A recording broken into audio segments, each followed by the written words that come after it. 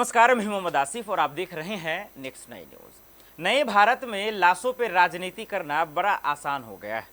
जब भी चुनाव के दिन हो या चुनाव के दिन नज़दीक हो, हमेशा देखिएगा देश हिंदुस्तान के किसी न किसी कोने में लाशों का बौछार हम सबको दिखता है। जरा आज इस वीडियो में आपको तफसील से समझाते हैं कि कैसे पुलवामा घटना हुआ, 40 जवान हमारे शहीद हो गए और देश के प्रधानमंत्री नरेंद्र मोदी उस पर भी वोट मांग लिए। जब देश में 2016 में नोटबंदी हुआ यानी डिमोनेटाइजेशन हुआ, तब भी आपने देखा कि कितने लोगों की जानें गई और उस पर भी जो है किस तरीके से वोट मांगा गया। आपने देखा होगा कि किस तरीके से जब कोरोना का भयंकर रूप हमारे देश में आया, किस तरीके से गंगा में लाशें बह रही थी। यूपी बिहार का तो छोड़ ही दीजिए, हर एक कदम पर जो है आप देख रहे थे कि लोगों के शव जल रहे थे और उस पर किस तरीके की राजनीति हुई ये आपने देखा। ऐसी ही तमाम तरीके के आज हम आपको तस्वीरों से रूबरू कराएंगे और एक ताज़ा मामला तो कल का ही है।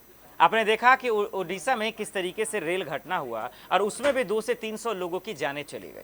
आज हम यही जानेंगे कि क्या नेताओं के लिए ये फितरत हो गया है या फिर कुर्सी पे बैठने के लिए क्या लोगों के लाश से गुजरना पड़ेगा, क्या यही दौर आ गया है, क्या नए भारत में हम सबको यही नसीब होने वाला है। आज इसी चीज़ को दर्शकों हम जरा सा बारीक से समझेंगे और आपको समझाने की कोशिश करेंगे। जरा सा चलिए सबसे पहले चलते हैं देश के नौजवानों की तरफ। आपको याद होगा पुलवामा घटना किस तरीके से अटैक हुआ और कितना बड़ा ये हमला हुआ आपने देखा और उसमें 40 जवान हमारे शहीद हो गए। लेकिन शर्म की बात तो तब हुई और हम सबको अफसोस तब हुआ जब देश के प्रधानमंत्री नरेंद्र मोदी इसी नाम पर वोट मांग रहे थे। वोट कैसे मांग रहे थे वो आप तस्वीर देखे होंगे और जिंदगी में आप भूल नहीं सकते। आज तक ये सवाल का जवाब नहीं मिला कि पुलवामा घटना जो हुआ उसका जिम्मेदार कौन है। जो इंटेलिजेंस फेल्यूर था, आखिर ये किसने करवाया, आखिर ये क्या हुआ ऐसा कि आखिर इतने बड़े घटना को अंजाम दे दिया गया। सत्यपाल मलिक सवाल पे सवाल पूछते रह गए, खुलासे पे खुलासे करते रह गए, लेकिन उसके यहाँ ईडी सीबीआई को भेज दिया गया ताकि उनका मुंह बंद हो जाए और मोदी सरकार से सवाल न पूछा जाए। लेकिन इसके बावजूद दर्शकों आपने देखा कि एयर स्ट्राइक के नाम पर जो है खुद नेता आज एयर में घूमने लगे, हवाओं में घूमने लगे, क्योंकि औकात उनकी चप्पल पहनने के लिए है और बातें इतनी लंबे लंबे करेंगे जो आप खुद देखकर सिर्फ हंस सकते हैं, क्योंकि आज लोगों को फर्क पड़ता नहीं है। तो वो तस्वीर एक है जो आप नहीं भूल सकते हैं, पुलवामा घटना वाला। दूसरी तस्वीर की तरफ जरा रुख कीजिए और वो है कोरोना से रिलेटेड। आपको याद होगा कि किस तरीके से मोदी जी ने खुद ऐलान किया था कि थाली बजाइए, ताली बजाइए, मोमबत्ती बजाइए, जो मन में है कीजिए, और वो लोगों ने किया, उनके साथ में साथ मिलाया। लेकिन मोदी जी ने ये फैसला, ये लॉकडाउन का फैसला किसी के मशवरे से लिया कि नहीं ये आप बेहतर जानते हैं। आपने देखा कि ठीक किस तरीके से ट्रेन के नीचे आकर हमारे 11 मजदूर मर गए। आपने देखा कि वो कुछ कट गए। फिर आपने देखा कि कोरोना काल में किस तरीके से ऑक्सीजन की कमी से कितने लोगों की जाने गई। गंगा में लाशें बह रही थी, जिस गंगा में आपने देखा कि हमारी पहलवान बेटियां जो है अपनी मेडल को बहाने के लिए जा रहे थे, तब भी उनके नेता उनका मजाक बना रहे थे। तो सोचिए उस लाश पे भी लोगों ने सवाल पूछा और फाइनली उनको कोई फर्क नहीं पड़ा, क्योंकि आज देश की जनता को वाकई में फर्क नहीं पड़ता। अगर फर्क पड़ता तो वाकई में नेताओं से सवाल पूछे जाते, अगर फर्क पड़ता तो नेताओं के कान पकड़ सवाल पूछे जाते कि जो आप कहते हैं वो होता क्यों नहीं है। आपने देखा कि किस तरीके से लाशों पर राजनीति हुई और फिर से चुनाव जीत गए नेता, क्योंकि नेताओं को पता है कि देश की जनता जो है सिर्फ 2 दिन चीज़ों को याद रखती है, फिर भूल जाती है और इन्हें कोई फर्क पड़ता नहीं है। उसके बाद आपको वो भी दिन याद होगा जो आप चाहकर कभी भूल ही नहीं सकते हैं, और वो अभी कुछ दिन पहले हुआ है, जिसमें मोदी सरकार के चट्टे पट्टे लगातार बताते रहे कि नोटबंदी के कितने फायदे हैं। 2000 नोट के फायदे गिनाने लगे, चिप की क्वालिटी बताते गए और 2000 के नोट को फ्रिज में रखकर बताते गए। लेकिन आपने देखा कि मोदी सरकार को झुकना पड़ा और फाइनली 2000 के नोट को भी वापस लेना पड़ा। और आज कोई सवाल के घेरे में नहीं है और सवाल पूछने वाले ही आज जेल में हैं और जो गलत कर रहे हैं वो आज खुलेआम जो है नंगा बाहर घूम रहे हैं। उसमें भी आपने देखा कि लाइनों में लगकर बुजुर्गों की मौत हो गई। आपने देखा कि उन बच्चियों की भी मौत हुई जिनकी शादी के जो है रिश्ते कन्फर्म थे, किसी बच्चे का परीक्षा था। आज जो माँ बेटियां अक्सर जो है 2-3 रुपए या 2-3 पैसे जो है जमा कर रखती हैं कि बुरे वक्त में काम आएंगे, लेकिन इनको ये पता नहीं था कि उस बुरे वक्त पे भी मोदी सरकार का कहर गिरेगा और पैसे जो है अचानक से फिर जो है बंद हो जाएंगे। लेकिन सवाल पूछे गए लेकिन आज तक कोई जवाब नहीं आया।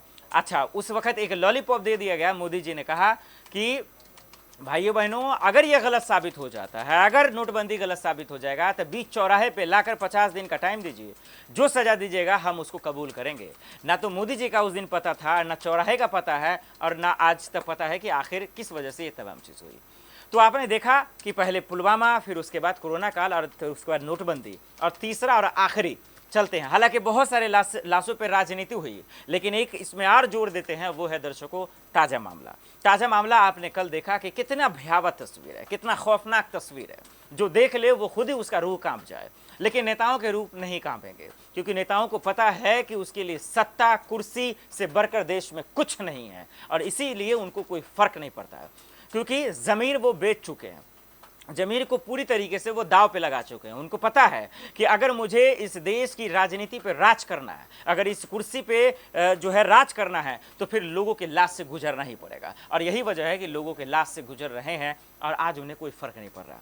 जरा सोचिए, 3 ट्रेनें किस तरीके से टकरा गई, किस तरीके से गरीब मजदूर तमाम लोग उसमें जो है मर गए। आज अभी तक शव वहीं पड़ा हुआ है। सोचिए, जो मोदी सरकार को उन शव को लोगों को चिन्हित कर उनके घर पहुंचा देना चाहिए था, तो आज वो वहीं पे पड़ा हुआ है और कह रहे हैं कि लोग नहीं, उनके घर वाले आ नहीं रहे उनको लेने के लिए। एक तो वैसे ही उनके घर वाले अभी सदमे में होंगे, और सोचिए उनको ऊपर से और टेंशन आप दे रहे हैं। अब सवाल ये उठ रहा है कि मोदी सरकार ने अब तक रेल मिनिस्टर साहब का इस्तीफा क्यों नहीं लिया है। अब इस्तीफा इसलिए नहीं ले रहे हैं क्योंकि भैया, जब बृजभूषण शरण सिंह जैसे गुंडों को अब तक जेल में नहीं डाल पाए है, तो ये रेल मिनिस्टर साहब का क्या इस्तीफा ले लेंगे। रेलों की हालत क्या है दर्शकों, ये आपको पता है, ये बताने की जरूरत नहीं है। आप बार बार टिकट के दाम तो बढ़ा देंगे, फैसिलिटी के नाम पर वही लोगों को मूर्ख बनाएंगे और लॉलीपॉप देंगे, वही गंदगी वही हाल रहेगा। और उसी तरीके से आज भी रेलों में जो है चोर आते हैं और लोगों के सामान चुरा के ले जाते हैं। आज भी लोग सुरक्षित नहीं है, और उसका एक तस्वीर तो आपने देख लिया। लेकिन इन तमाम अगर तस्वीरों को अगर आप अपने नज़र में डालिए, तो आपको एक चीज़ समझ में आएगा कि आज 2014 के बाद से, या उससे पहले भी होती ही रही होगी, लेकिन अब कुछ ज़्यादा ही हो गया।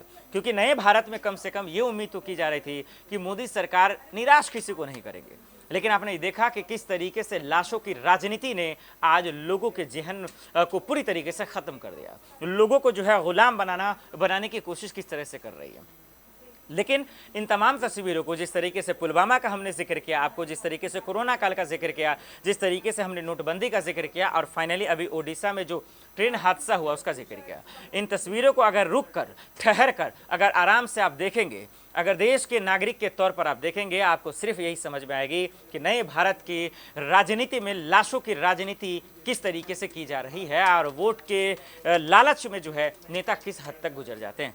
लेकिन ये सत्ता का नशा इतना ख़राब है कि आम लोगों की कीमत का एहसास आज ख़त्म हो गया है। यही वजह है कि दर्शकों आज इस्तीफा भी नहीं हो पा रहा है। यही वजह है कि बृजभूषण शरण सिंह को गिरफ्तार नहीं किया जा रहा।